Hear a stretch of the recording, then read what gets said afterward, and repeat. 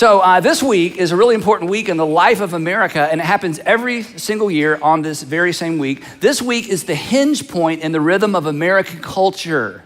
This is the point in the rhythm of our culture. This is the point where we pivot from thankful for to I want more. This is where we pivot from grateful to a cart full, right? We spend one day being thankful, and then we look at a month where we get our fill. But the point of this is, it's not really all of our fault. We're all guilty of this as we transition from Thanksgiving to Christmas, but it's really not all of our fault. So here's what happened. 8 days ago, this is embarrassing, but we're friends. 8 days ago, I said, Sandra, don't throw away any catalogs. I want to use them as a visual aid. 8 days. These are catalogs that came to our house over the last 8 days. I don't know how there are any trees in the world, okay? And the problem is, I was perfectly fine with everything I had until these things start showing up, and they just multiply like rabbits. I don't have the right glasses, the right eyewear. I don't make the right kind of cookies. I don't have the coolest fishing equipment. I don't fish, but when I looked through this magazine, I wanted to start fishing. I don't make the right kind of cookies. I don't have a large enough television. I don't have a cool enough decorations in our home.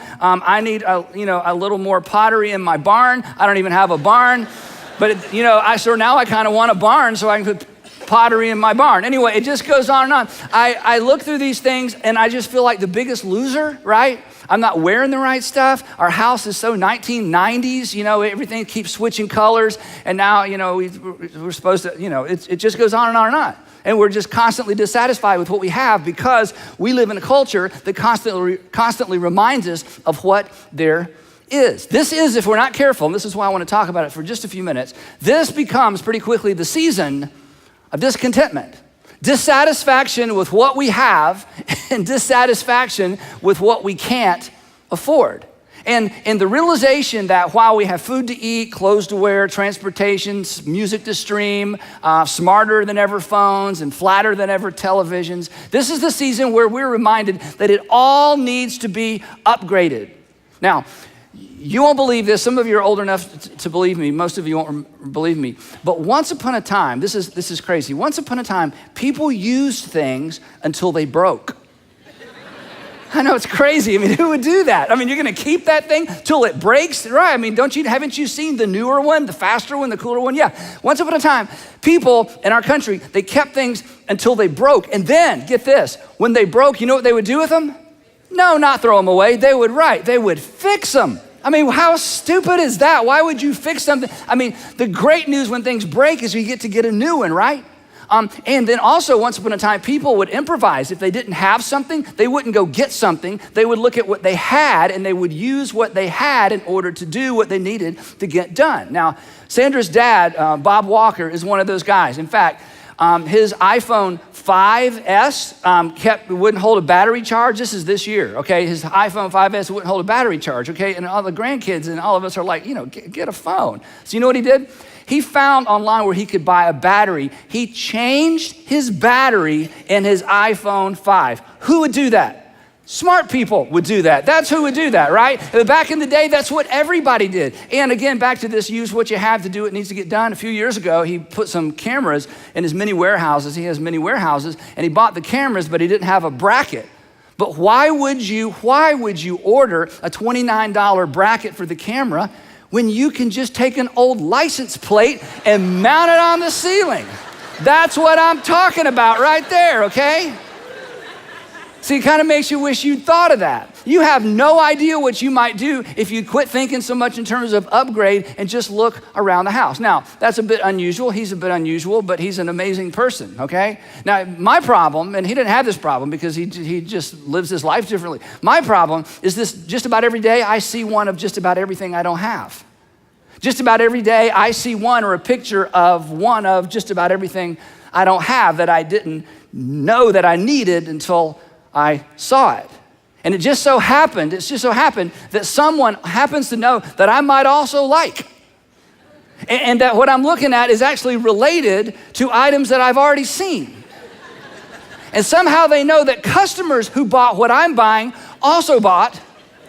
And that what I bought is also oftentimes frequently bought with other things, and they know exactly what I'm buying and how it goes with other things. So how in the world do you stay content in a world where everybody knows what you're buying and what you're thinking, and they just keep dangling it out there in front of you? And the problem, come on, if we're honest, the problem is not what we don't have. It's awareness of what we could have. And herein is one of the most important principles that you're ever going to hear, and it's certainly not original with me. And if you're not a religious person or a church person or a Christian person, this has nothing to do with religion or Christianity, but this is important, and this may save you down the road. So let me just throw this up here on the screen, okay? Awareness, our problem is awareness. Awareness fuels discontentment. That's why I'm so discontent, because I know what there is out there. The reason you're so discontent with what you drive, where you live, how high your ceilings are, and what color the hardware is on your doors, and it just goes on and on and on, is because you're so aware of what other people have, and you're so aware of what's available. Awareness fuels discontentment. This explains why getting more stuff doesn't solve the problem. Getting more stuff doesn't actually make you feel like, oh, I'm full, I got enough stuff, right? It doesn't even reduce the appetite. In fact, it's just the opposite, because our desire for stuff is an appetite. And like any appetite, if you feed it, what happens to it? It grows. It doesn't go away. I mean, just because you've had a great meal, you push away from the table and go, I'm full. And 3 hours later, you're looking through the refrigerator. Why? It's an appetite. And feeding it doesn't shrink it. Feeding it expands it. And we live in a world, I live in a world, I'm living the same world you do, that every single day, somebody's trying to feed that appetite, and I'm never fully satisfied. I'm never fully satisfied with what I drive, where I live, what I do, all those kinds of things. It's just constantly being stirred up by our awareness of what's out there. Now, to be fair, there's nothing sinister about good marketing, and there's nothing sinister about great advertising. So if you're in the marketing business, advertising business, everybody's got to eat and live indoors. Way to go. You're being super successful. So I'm not dissing an industry, but there is something unsettling about too much credit card debt, right? And there is something a little disturbing about not having enough savings because you've got so much stuff sitting around your apartment or sitting around your house. And there is something a little unsettling about not having any financial margin, because no matter how much money you make, if you don't have margin, you don't have financial peace, because peace is always found in the margin. And there's something a little bit unsettling about the fact that I've acquired so much stuff that even though I feel generous in my heart, I can't be generous in my checkbook because I've got so much stuff, and there's so much more stuff I'm trying to get. So there's nothing wrong with marketing, and there's nothing wrong with advertising. But there is a problem when it gets out of control, and when the focus of our lives becomes the upgrade, and the focus of our lives become what's next. Now, the other thing that you need to know as we talk about this is not all discontentment is bad. In fact, there's some good discontentment. If you have a bad habit and you are sick and tired of that habit running and ruining your life, and you decide, you know what, this is the year I'm getting rid of that habit. I'm so discontent with where I am because of the money I spend on this habit and what it's doing to my health. That's good discontentment, right? If you are sort of in a cul-de-sac in your career and you're just not going anywhere, and you're thinking, I want to do better. I want to finish school. I want to get a master's degree. I want to get a different job. I need to move on with my life, and you're discontent with where you are. That's a good kind of discontentment. In fact, dissatisfaction and discontentment have led to some powerful things, some great things. In fact, discontentment has led to solutions for some of the world's biggest problems. The problem of poverty, problems as it relates to hunger, joblessness. Illnesses have been cured because people were so discontent with the fact that what an illness was doing to a certain or a specific region of the world, they just focused their time and attention there. They just thought to themselves, this just can't be, this is not all right with me. People have found ways to create and find clean water in regions of the world where they need clean water. Why? Because they just thought to themselves, it just can't continue to be this way. They were dissatisfied with the status quo. There was this sense of internal discontentment, sort of a holy rejection of what is, and this idea that something needs to change for these people. But here's the thing. The people that change the world and the people that make the world a better place are not controlled by the discontentment that controls most people. The people that allow this discontentment to drive them to do great things, to make sacrifices, to move, to invest their lives and their talents in things that really aren't ever gonna benefit them in the long run. These are people who are somehow free oftentimes from the discontentment that plagues most of us. And therein is the secret of taming the beast. You tame discontentment not by deciding I'm not going to be discontent. It's not by deciding I'm from now on simply going to be content with what I have. No, you have to replace it with something. And when you do, you will discover life. Now, to kind of flesh this out and just give us some handles, the Apostle Paul, 2,000 years ago, wrote a letter to a guy that he was bringing along to take his place one day, a fellow named Timothy. Many of you are familiar with the relationship between Paul and Timothy. He wrote a bunch of letters. 2 of them survived, and they were included in the New Testament, and they're called, creatively enough, 1st and 2nd Timothy. There might have been a pre-1st Timothy, and there might have been a 3rd and 4th Timothy. We don't know. But these 2 letters survived, and they were included in the New Testament. And in this first letter to Timothy, 1 Timothy, the Apostle Paul makes some statements and makes some comments about contentment that are so powerful that I thought we should look at them for the next few minutes as we move into this new season in the year. And in fact, the first statement we're going to look at is so rich, it's so powerful that even if you're not necessarily a Christian, but you may believe there's some kind of God, I would suggest you write this down, maybe take a picture of it or find it later, and just let it sit somewhere for the next few weeks because it is packed full of goodness. Here's what the Apostle Paul writes to Timothy. We're jumping in the middle of a conversation. He says this, but godliness, I'll come back to that, with contentment is great gain. But godliness with contentment is great gain. Do you want to gain something? Yeah. He says, all right, let me tell you how to get more.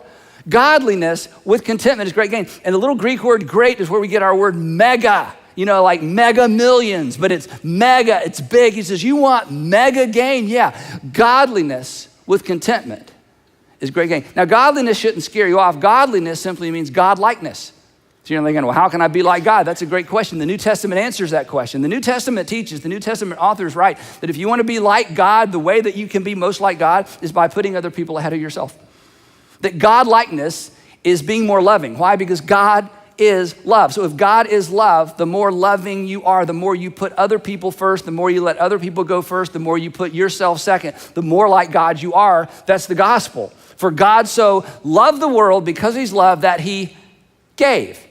That God demonstrated he was for us. That's what love looks like. So godliness for us, in terms of us being godly, it's not being sort of weird or kind of this separate holiness. In the Old Testament, godliness was stay away from anything that might contaminate you. Jesus came along and says, no, we're changing that. I'm going to run toward the messes.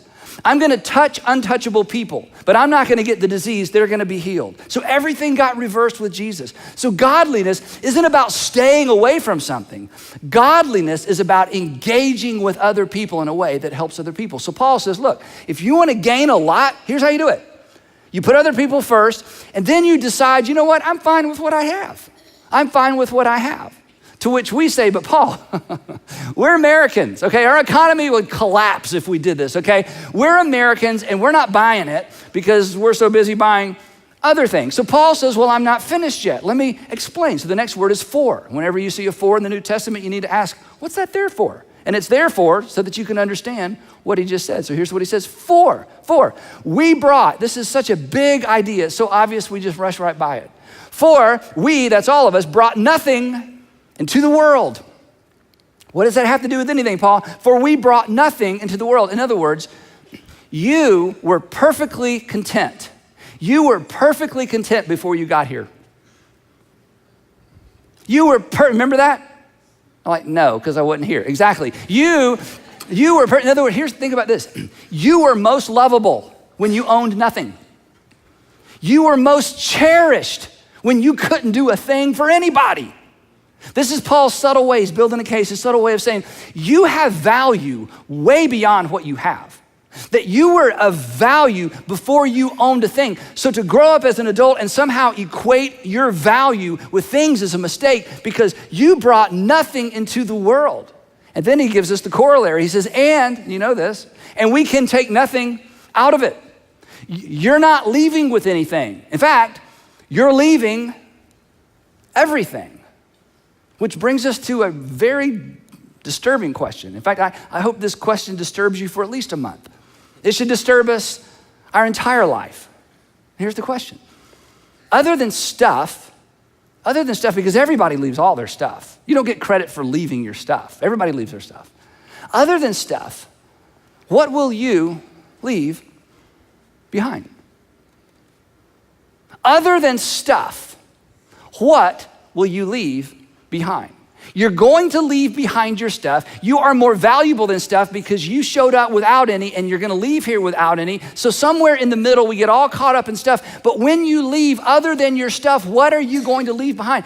This is a question that should just be front and center all the time. And if you allow it to be front and center, I make you a promise.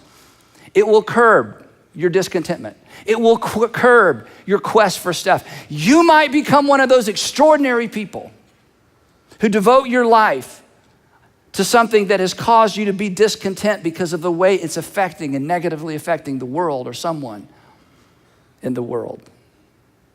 Was there, to use Paul's terminology, other than stuff, what will you leave behind? Will there be any great gain?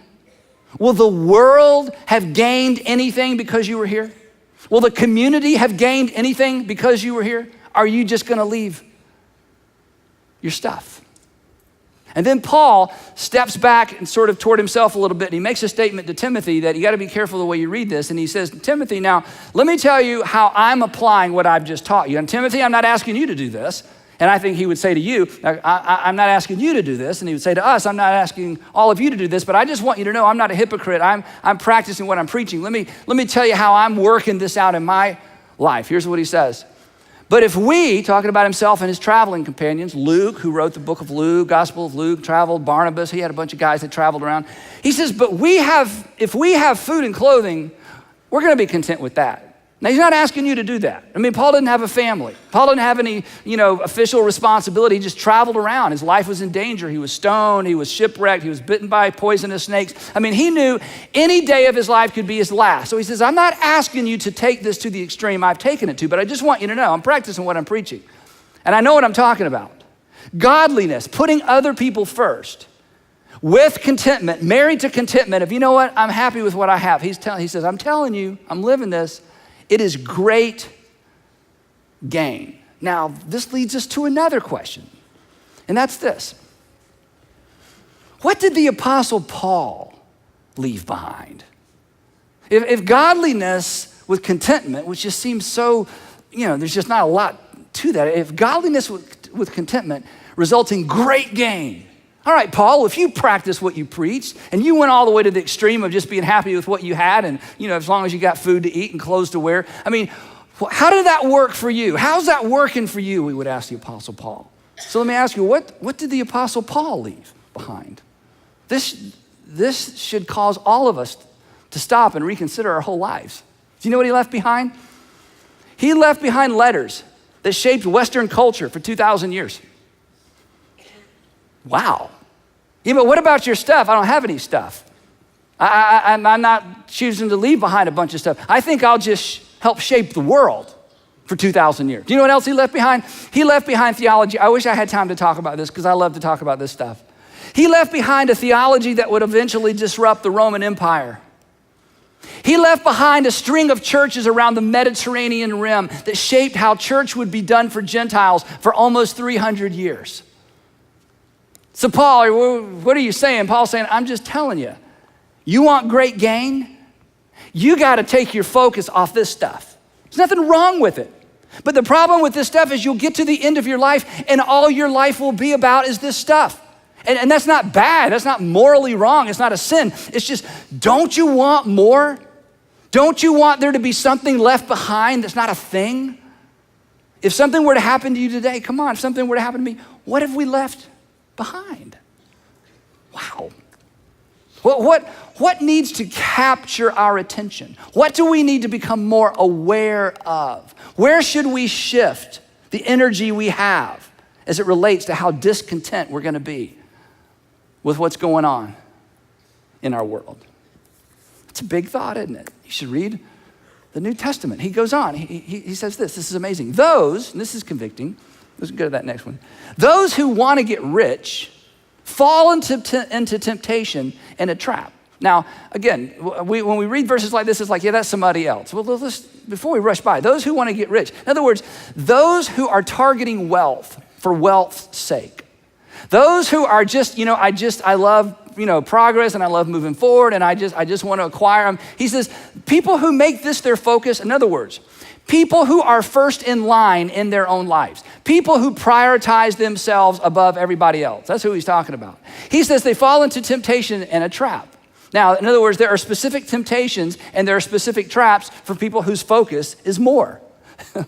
And if I were to say to you, do you know what those traps are? The correct question would be no, because they're traps.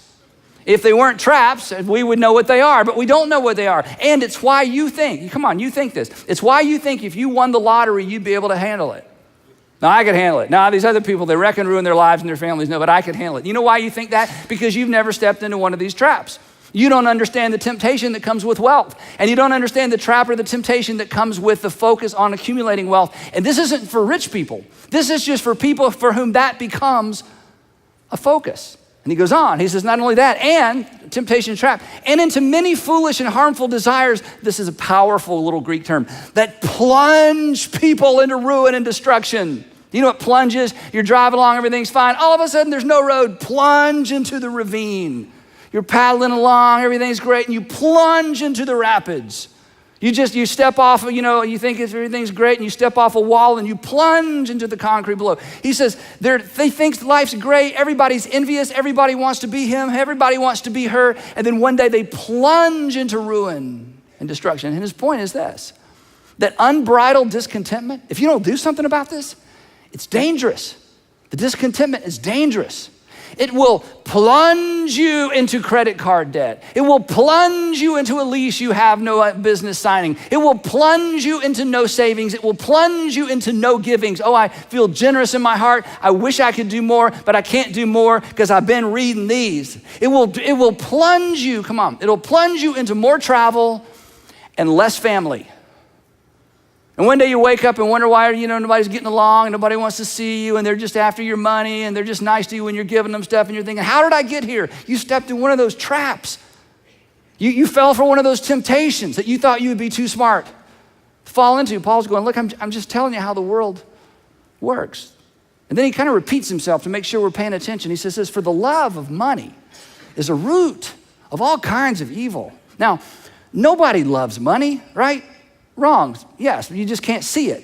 You might love money. You can't see jealousy in the mirror. You can't see greed in the mirror, and you can't see love of money in the mirror. So how do you know? Because he's saying people who pursue wealth, it's the number one thing. People who love money, it's the root of all evil. He's saying the same thing over and over and over to make sure we get the point. But how do you know if you love money? Because I've never met anybody that said, I think the problem is it's my love of money. No, we say, no, I'm careful, or I am ambitious, or, we have other words we use. Paul says, no, there's some folks, you just love money, you just don't know it. So how do we know? Well, here's some things to get you started. What are you willing to do for it?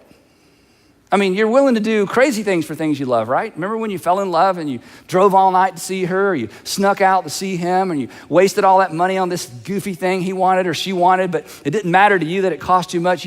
When you love people, you just go to extremes. What are you willing to do for money? Who are you willing to hurt for it?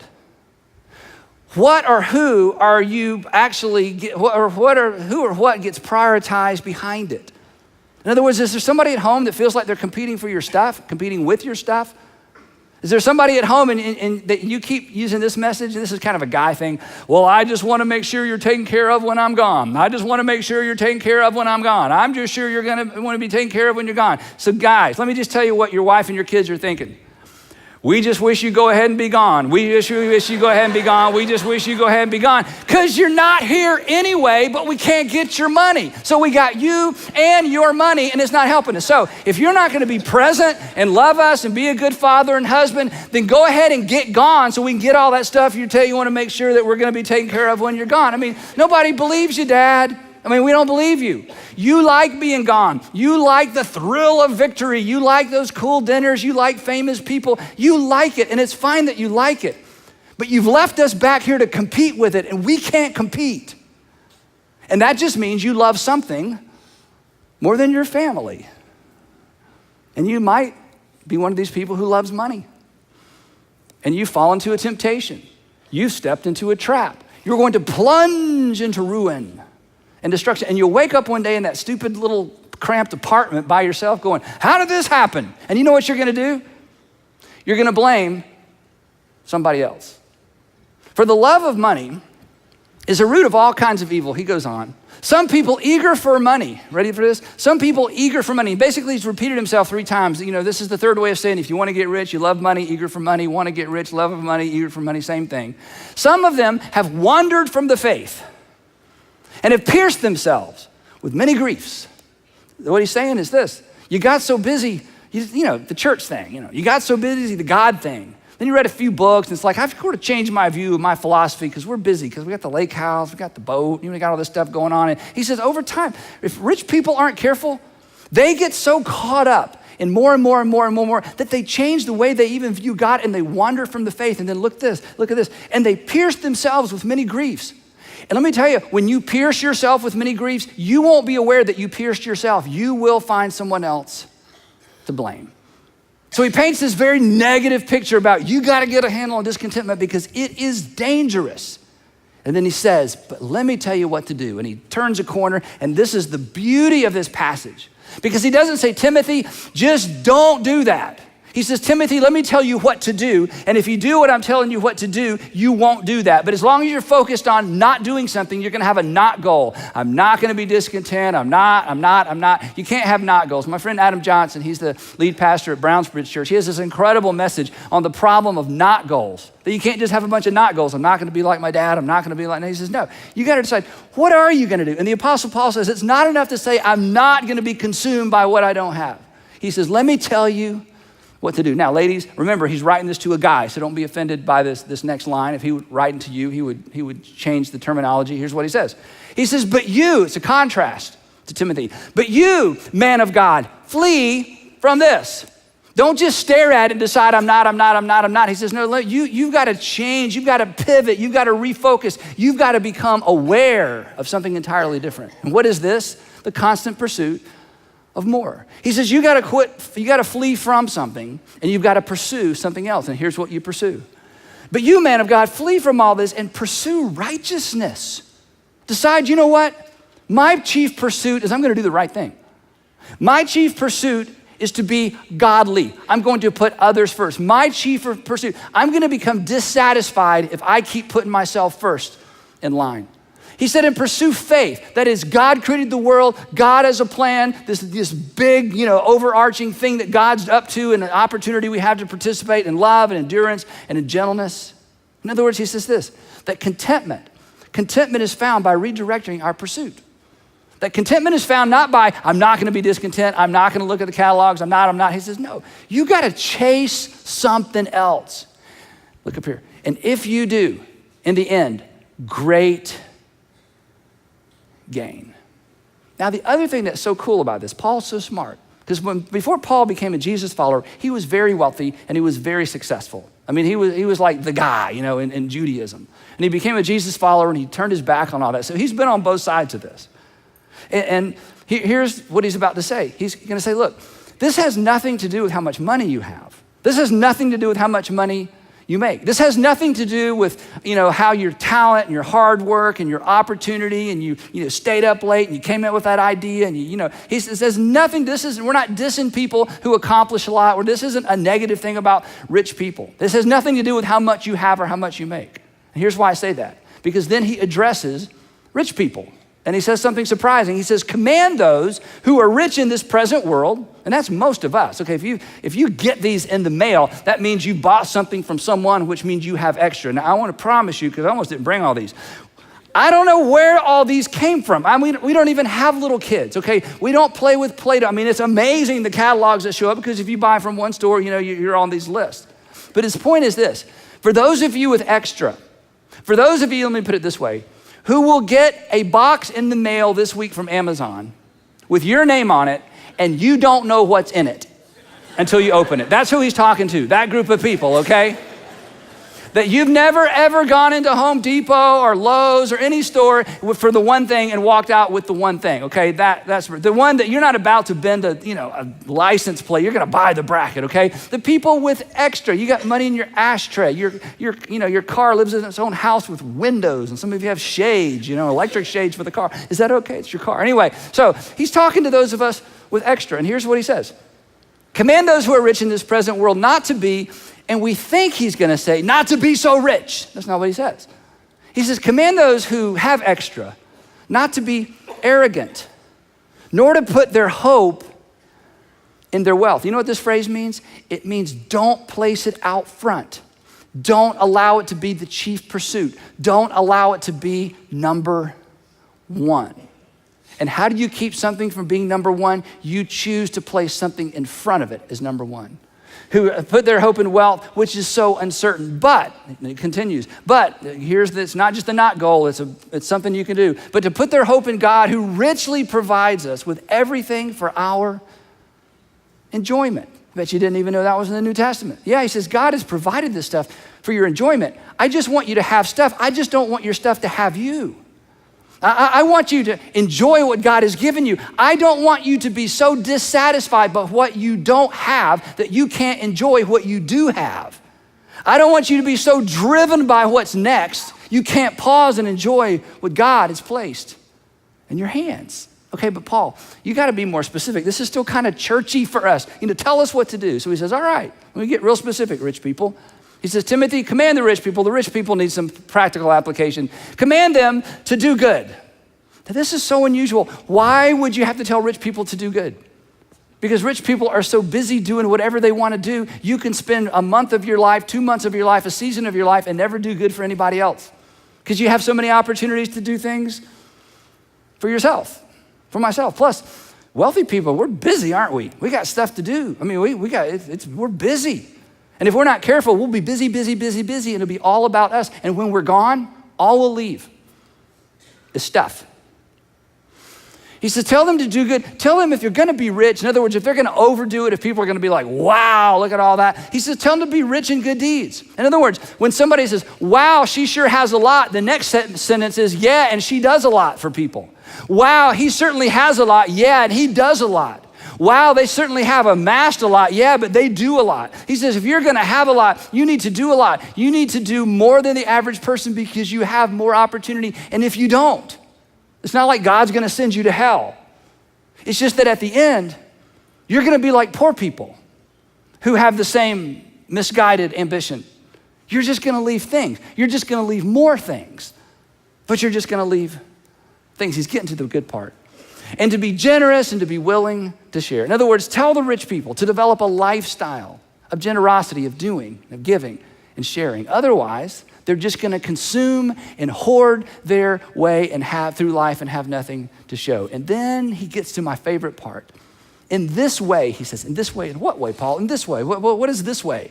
This way is by refocusing on doing good for others, by refocusing on godliness. I'm gonna put other people first and other people's needs and other people's priorities ahead of mine. He says, in this way, by being content, deciding, you know what, I could upgrade, I can even afford to upgrade, but I'm gonna choose not to. In fact, I think I'm gonna take the $800 that it would cost to upgrade, I think I'm just gonna give it away. There, take that, discontentment. That'll teach you to try to control me. He says, in this way, they will lay up treasure for themselves as a firm foundation for the coming age so that, and then this is the music changes, it gets big, it gets bold, it gets loud, this is so intense. He says, so that, ready? So that they, he's talking about you and me, so that they may take hold of the life that is truly life. He says, if you will wrestle discontentment to the ground, if you will refocus your awareness, if you will allow yourself to be bothered by things that really need your undivided attention, not just where you live, what you drive, what you wear, and all these things. He says, if you'll do this, Paul, who been there, done that, says, I'm telling you, at the end, you will take hold of life that is truly life. You will take hold of life-giving life. You will take hold of a life that is worth living. You will take hold of a life that leaves life in its wake and not just stuff. It's an invitation. Life becomes truly life when it's given away. This is how you leave something that's not just a bunch of some things. That is great gain. And this is why I remind you every chance I get. And you think, Andy, you just run out of things to talk about. I haven't. This is why I remind you every chance I get. Look up here. Look. The value of a life, the value of a life is always measured. It's always determined by how much of it was given away. Every funeral you attend reminds you of this. The value of your life, the value of your life, the value of your life, the value of my life will ultimately be determined and measured by how much of my life, how much of your life was given away. The value of a life, you know this, is never determined by what was accumulated and consumed or hoarded. So Paul's right. Godliness with contentment. It's a great gain. So come on, let's do this, right? Let's just be different. Let's reprioritize. Let's enjoy what we have. But let's not be deceived. Let's not step off into that ravine. Let's not be plunged into some horrible thing relationally or financially because we never got a grip on this. We've been warned. Awareness of what there is that we don't have fuels discontentment. But discontentment, according to the Apostle Paul, and you're smart enough to know this, discontentment is bridled by redirecting our awareness. So would you I ask you to do this all the time. Some of you have already done it. Some of you did it long before you ever heard of me or met me. So this isn't original with me. But I just want to ask you one more time. Would you please, no matter what you have, no matter what you believe, would you please put someone or something ahead of yourself financially? Would you please put someone or something ahead of yourself financially? I don't mean you give them more than you keep. I just mean sequentially, they're first, it's first. Would you find an organization, or would you find a movement, or would you find some people who are doing something that stirs your heart? And would you get involved with them financially and with your time? Would you give first and systematically? Not guilt, it's that time of year, Would you give first and systematically to something that stirs your heart, or that breaks your heart, or that you feel like is making a difference in the community or a difference in the world? And if you do, you'll enjoy what you have, but what you have will never have you. And if you do, what you don't have won't bother you as much. And you will lay hold. This is incredible terminology. And you will lay hold of life that is truly life. Don't you want that? Don't you want to be missed? When they go through, you do your will and you're leaving all this stuff, don't you want there to be a group of people that may have never met you? They are better off because you were here. You're gonna leave everything behind. I hope you leave more than everything. You're gonna leave everything behind. I hope you leave behind more than things. I hope between now and then, you discover life that is truly life. And who knows? You may become one of those strange people who keeps things till they break.